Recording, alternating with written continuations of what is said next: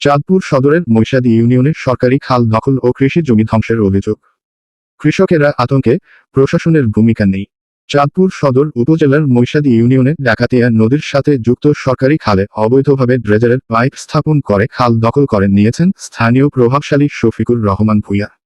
সরেজমিনে গিয়ে জানা যায়, প্রায় 5 কিলোমিটার দৈর্ঘ্যের এই খালটি মৈশাদী ইউনিয়নের একমাত্র প্রধান খাল। এই ইউনিয়নে প্রায় 35,000 মানুষের বসবাস, যাদের মধ্যে 80% কৃষিকাজ করে জীবিকা নির্বাহ করেন। গত কয়েক বছর ধরে এই খাল দিয়ে ড্রেজার পাইপের মাধ্যমে প্রতিদিন বালু যাচ্ছে।